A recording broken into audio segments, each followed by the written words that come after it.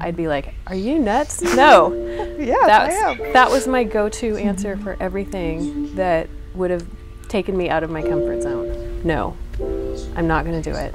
And now everything has changed, and I look at life as just opportunities keep coming at me, and I want to say yes. And instead of defaulting to no, yeah, maybe it'll be fun. Let's do it.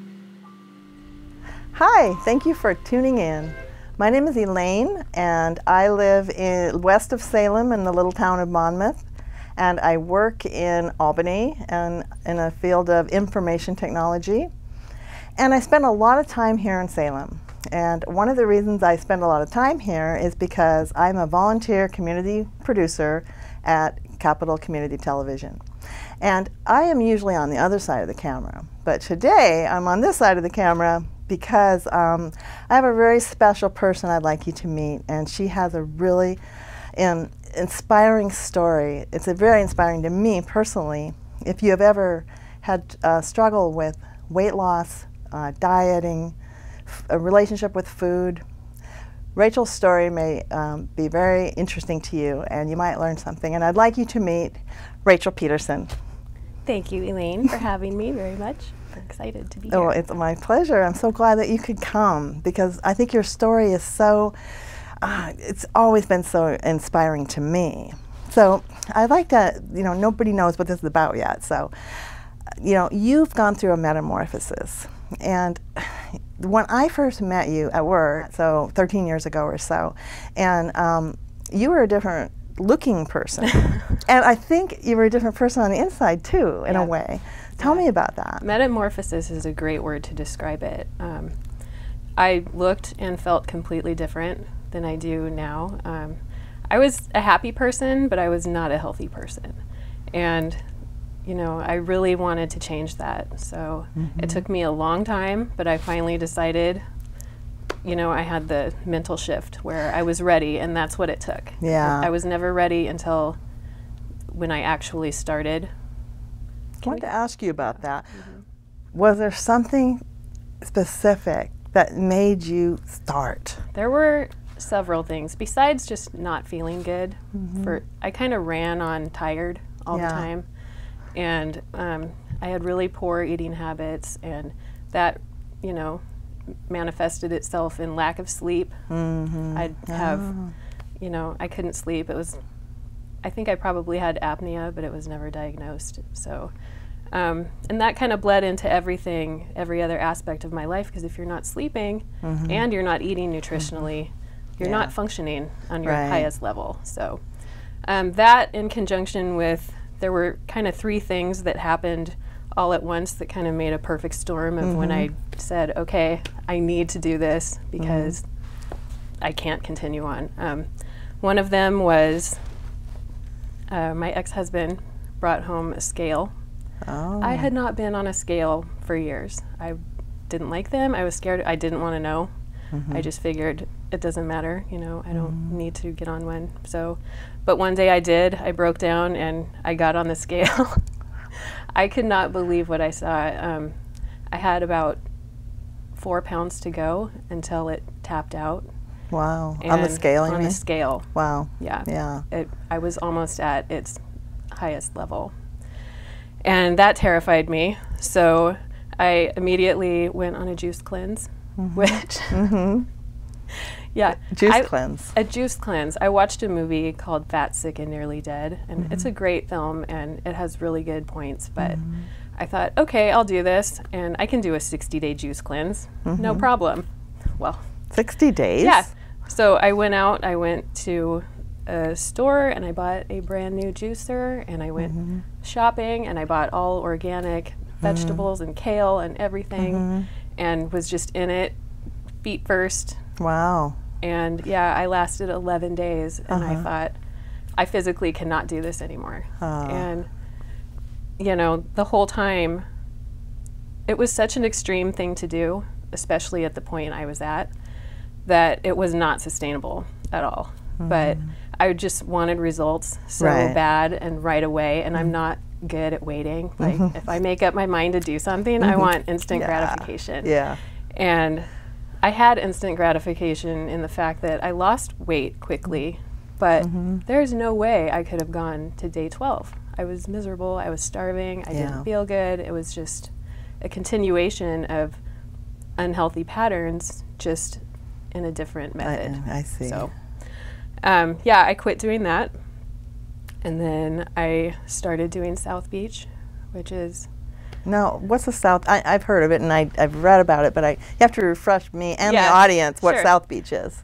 South Beach is a diet where you mainly use fresh produce and very little fat, a lot of vegetables, a lot of eggs, and then it's really restrictive for the first 2 weeks. You can't have alcohol, you can't have a lot of other things, and then you slowly reintroduce those things after your body gets used to not having it. So it eliminates the cravings. So it's mostly vegetables? And a lot of eggs for protein. I see. And, yeah. And then after a couple weeks, you can slowly phase things back in. So it goes in phases, and the idea is you lose your cravings over time by eating healthy, and then you don't want the bad things, but over time you're allowed to slowly have them reintroduced.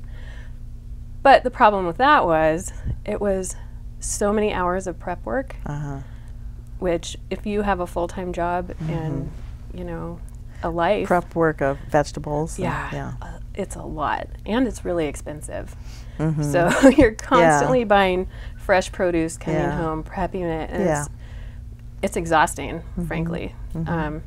So that was not sustainable for me either, and it was really hard. I was trying to find something that would work and I could stick with, that was realistic for my life and not something that I knew I would give up on over time because it was too much in some area. So that didn't last either. And trial and error. In the meantime, I was eating better because I was serious about getting started and trying to find what was going to work. I just hadn't found it yet. And then this all happened in the span of like a week or two after my juice fast fail. Oh, the juice. Okay. So then I have a hard time talking about this. This is the straw that broke the camel's back for me, but it also involves someone I love and I care about, and I don't want them to feel bad with me sharing this story, but he already knows, and I don't think he feels bad, but I'm just sensitive to that. But my mom's husband was having knee surgery, and he was at the hospital, and it was the day he was going in, and he was weighed and all this stuff they have to do to prepare you for surgery. And I came over on my lunch break just to say, hey, thinking about you before you go in, because it's a major surgery, and to see my mom and, you know, just kind of see them before he went in. And somehow it came up where they said how much he weighed, and he couldn't believe it. And he's just like, there's no way I weigh that much. And in my mind, I'm thinking, I know I weigh 15 pounds more than you. So that was shocking to me. So long story short, I came back to work and signed up for Weight Watchers. You have to share what really happened. You came down to my office and said, will you join Weight Watchers with me? You remember? Yeah. And I wanted a buddy. Yeah. And I knew you're a great support, and you're such a good friend to me. And you know, that was a really good and loving thing for you to do too, because I needed Weight Watchers, and I still do, and you're very motivating to me. So that's what happened. That's what got me to sign up for it. Okay. And so that was about how many years ago? That was July of 2012. Okay. So you know. I do. The starting day. I do. Oh, and we took before pictures. We sure did. In my office. We'll make sure and show those. We both did. I think I have mine. Do you have mine too? I think I do. Well, anyway. I'll dig them up. That's okay. Looking through a lot of pictures. But that's why I wanted to do it with you, because you're a good friend to me. And I knew going with a good friend who would be supportive, and we would help each other. Instead of just going on your own, not being accountable to anyone but yourself, it's easy to just say, okay, I'm just going to slowly stop going now. Nobody would notice. But I knew you would kick my butt and you'd make me go. And it was fun. I loved it. So yeah, the first meeting, I remember we went on our Tuesday lunch break. That was our day. Tuesday lunch break. And my first way in, I saw the number and I said, okay, I am doing this. I am not going to not do this. And that whole week, I worked the program to the letter, how you're supposed to. And then the next Tuesday, we weighed in and I was down 5.6. Wow. And that was all I needed to say, it works. It works. What a boost of confidence knowing that I can do this. And it gave me the momentum that I knew I would need to keep going. Because if I looked at the big picture and just the sheer amount of weight I had to lose, that would have been way too overwhelming. So I knew right away I had to celebrate the small steps because they add up over time. Right. And wanting the instant gratification, I knew that wasn't going to happen. That's impossible. When you have such a monumental, I lost half of my weight. I lost a whole person. Wow. So yeah, if I looked at it that way, it would be really scary and terrifying. But I just said, nope, this is going to be every Tuesday. We're going to go, and I don't know how long it's going to take, but I'm not going to give up. So you didn't, and you didn't, and that's what I recall. I wanted to ask you about some of the pitfalls, you know, and things, because from my perspective, to me it looked like you were on the ball with it. You followed the program to the letter. You were constantly coming up with recipe ideas and ways to get your points and healthy points, and I, on the other hand, I called myself the control group, right? But I didn't follow the program very well. I mean, I complained about how hard it was to track. Okay, and in hindsight, I see that was sort of a cop-out, maybe. You know, it's so hard to track. Oh, it's just such a hassle. You know, like how many points, I can't count it. I'm busy.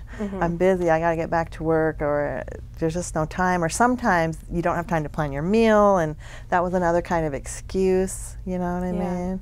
So, but I saw you, and we'd go to the meetings, and you know, you would weigh in, yay, 3 more pounds, 4 more pounds, and I'd be like, wah, wah. Because, and you know, it wasn't that the program wasn't working, just for the record. It was that I wasn't following it. But when I did follow it, I lost weight, you know? Yeah. So, by the way, I'm back on Weight Watchers. Good for you. Thanks. Awesome. Yeah, they have this new system now, you know, well, are you still going? No, I haven't gone for almost 2 years now. Yeah. Well, I'm sure you've heard. I work with people who go. Yeah, the free, all the free foods. That's really helpful to me because I can have a certain breakfast like almost every day, the same thing I don't, and it's always 0 points. Take some math out of it. That was, you know, that was really helpful for me. It was weird hearing that from me when I heard all the free stuff you get now, because I thought, oh, okay, that would be terrifying to me. Yeah. Oh, really? Yeah. I mean, over 3 years, you learn. I looked at food as kind of point value instead of, you know, what it really was. Yeah. Which for me is what worked. But it's hard because I love food. You need food to survive. Yes. You can't not have food. It's not like an alcoholic. If you recognize there's a problem and it's really hurting your health, there are ways you can stop. You can't stop eating. Right, that's the trick. That's the So thing. it's finding a balance of where you feel satisfied, you don't feel deprived, and it's still working. And that's a really hard thing to do, and it took a really long time. It took me 3 years. So in July of 2015 is when I reached my goal. I lost 156 pounds. 156 pounds. Yeah, well, congratulations. Thank you. That's amazing. So, I mean, you know, 1 pound at a time. Right. It's kind of like, you know, I hear people saying 1 day at a time, 1 pound at a time. It reminds me of, like you were talking about, alcoholism or AA kind of mentality. How do you respond to that? I think you might have to have an addictive personality to realize that mindset that goes into how hard it is for somebody who drinks or eats too much or any of that. It's an addiction. I mean, you associate food with comfort. Right. You associate food with love and gathering with your friends and your family. That's how you express your love to people you love, is you want to feed them. You want to feed them good food, and that food's not always great, but it tastes good, and that's why they call it comfort food, because it comforts you. Food is such a big part of our culture. It's part of family. everything. It's part of celebrations. It's, you know, Thanksgiving. It's food. It's the big food holiday. Everything revolves around food. Yeah. And, you know, it's hard. It's a constant struggle when you have a personality where if you have a passion for something and you love it, you can let it overtake you. And I understand that. I was watching and with you through this whole process, through a large part of the process, and you know, while we were still working together in the same office, and I saw your metamorphosis, and it was so exciting. Everybody was really rooting for you and really excited for you, and I mean, you were so inspirational to so many people. That's why I wanted to bring you on, because I imagine that there are people watching who, like me and like others, you know, have struggled with weight their entire lives. And sometimes you get to a point where it just seems insurmountable. It seems like I'm not ever going to be able to do it. It's just too hard. I've tried it. It's hard. I can't do it. Okay? And I mean, I don't really say those words exactly to myself, because somewhere in my mind I know I can. But it's hard to get started. You get into habits, and when you live with somebody else who eats a certain way or shops a certain way, you have to deal with that. And then when you have a really busy life, you know, you have to adapt your schedule, right? So how did you do that? You were married at the time, I was, right? Yeah. So was your husband supportive of your eating change plan? I was so fortunate through the whole process. My ex-husband was 100% supportive. He ate the way I ate. He walked with me. I mean, we walked 3.5 miles a day, every day. That helped a lot too, the exercise, because it was really hard in the beginning. It's a vicious circle. You can't exercise because you don't feel good. And it's, you know, but once you start losing, it's easier to move. Yes, that's the thing. That's the thing. You have to get that momentum going. I remember something, Rachel.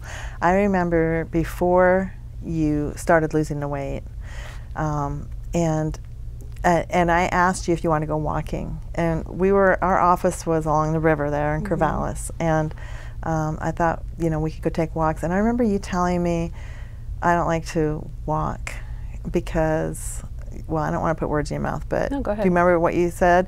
I think you said people would look at you and say, look at that fat girl, or something like that. Yeah.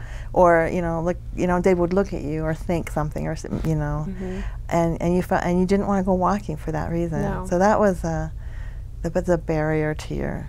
Absolutely. So then, how did you get your exercise?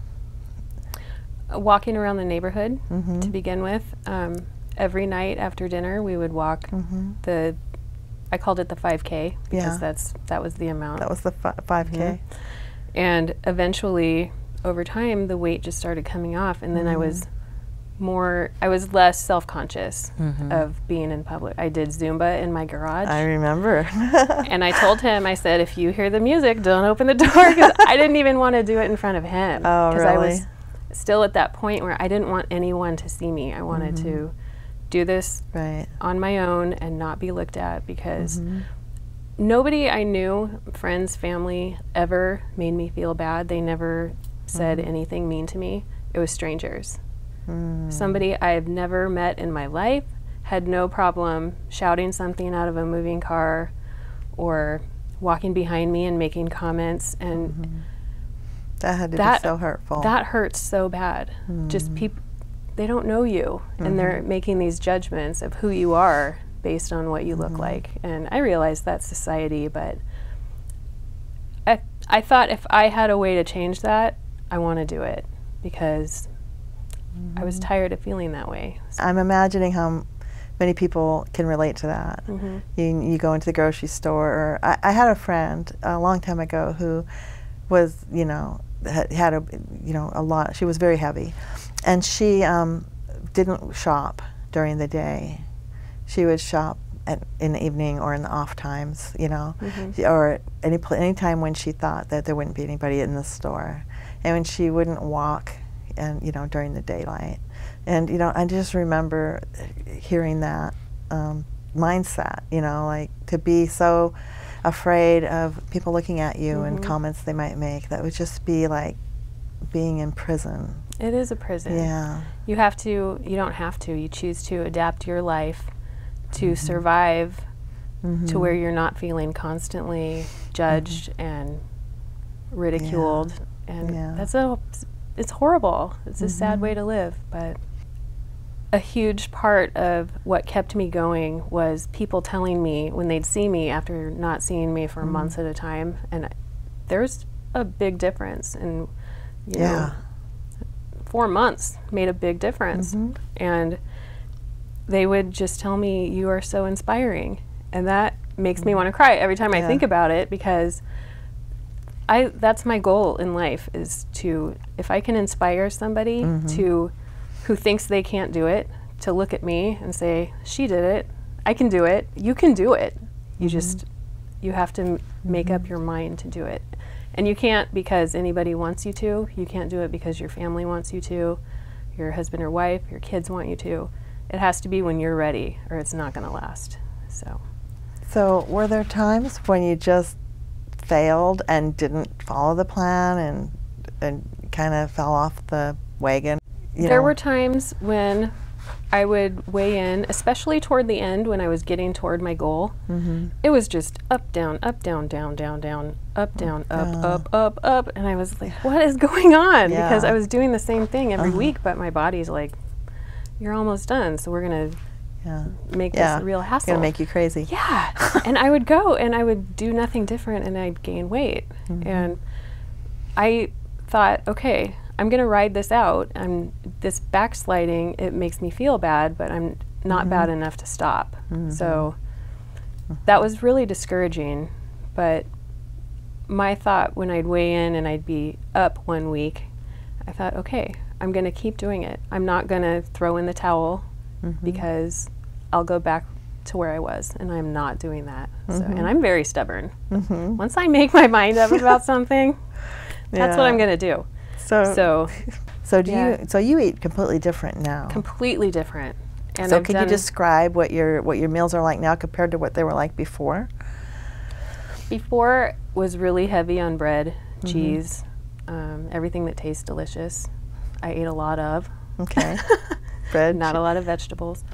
And now it's a lot of non-fat Greek yogurt with fruit and granola and a lot of salad, a lot of meat, a lot of vegetables. I roast all my vegetables.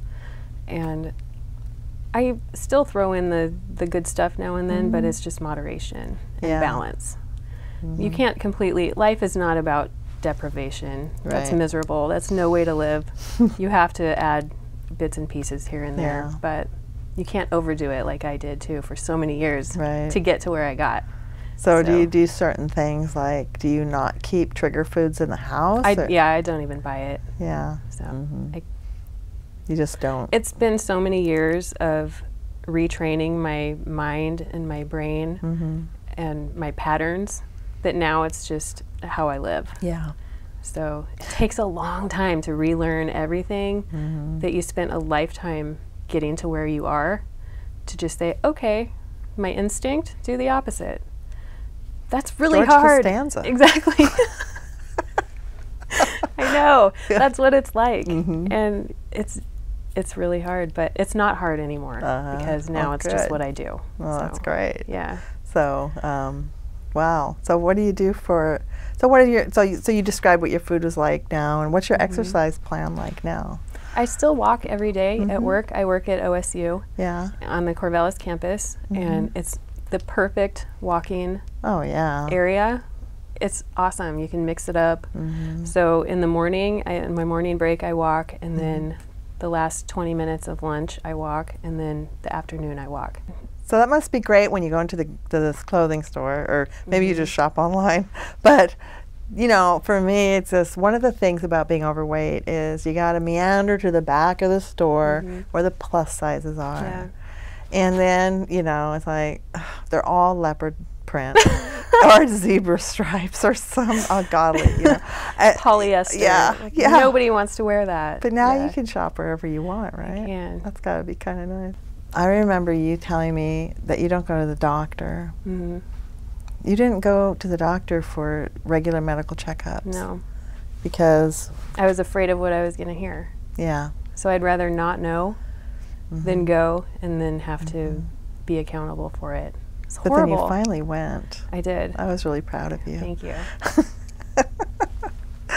Yeah. That's one thing this whole journey has brought me to is even being here today, this is something I never would have considered. Yeah. I would have been scared. You would have asked me, I'd be like, are you nuts? No. Yes, I am. That was my go-to answer for everything that would have taken me out of my comfort zone. No, I'm not going to do it, you know. And now everything has changed, and I look at life as just opportunities keep coming at me, and I want to say yes. And instead of defaulting to no, yeah, maybe it'll be fun. Let's do it. Wow. I get to sit here and talk to my friend for that's on cool. TV. I know, right? Of all the programs that I've produced here at CCTV or helped edit for my friends, I've never gotten in front of the camera on any of them. So and you did it for me. Only for you, Rachel. That makes me feel so good. But only for you, and also, but for everybody who struggles with weight loss or who struggles with the relationship with food. You know, for me, it's it's deep and it's emotional, and I think we all live in a sort of slim culture in a way where to be slim is worshipped, and that's really painful sometimes. So it's an emotional thing, you know, the relationship with food, and the struggle with the body, because your body is part of who you are, and it can stop you from doing things that you would normally do. But absolutely, you know, and it can just take a hit on your confidence. So, like you're saying, when people equate, "Hey, you look great," with being slim, like they go hand in hand. It's just so wrong. It's such a terrible thing to keep perpetuating, because how you look has so little to do with who you are. It's just your package. It's not what's inside. So if people could only stop doing that. You know. So you have had a metamorphosis, and it's changed you on the outside and on the inside. Just through this whole journey, what it comes down to is my goal in life is to be an inspiration to people who are struggling, and not a cautionary tale. I was heading down the road of being a cautionary tale, just, you know, because I took things to the extreme and got really unhealthy, and I was the picture of what not to do. And now, now that I am here and I know that something works, and people ask me how I did it, and people that haven't seen me in years, my mom's best friend saw me in a store after not seeing me the whole journey. And I was trying on shoes, and they had the mirror there, and I could feel somebody staring at me. And I thought, okay, don't look, but I could definitely feel somebody staring at me. And I turned around, and I saw who it was. And she locked eyes with me, and she started bawling. Wow. And she said, I thought that was you, but until you turned around and looked at me, I didn't know it was. And that, to me, is such a good feeling. And that's what keeps me going, is just people struggle. Life is really hard, and everybody has their way of getting through, and a lot of times it's destructive, and I get that more than anybody. But if you can find balance and just moderation and stick with it, you have to stick with it. That's the key, because there's no magic bullet. Once you get to your goal weight, it'll come right back if you go back to your old habits. So it's a total mindset of, this is my life now, and this is how I'm going to live. And that's the only thing that works. That's my advice. Well, thank you, Rachel. You have been an inspiration to so many people, and thank you so much for coming. Thank you so much for having me. And thank you for tuning in to CCTV.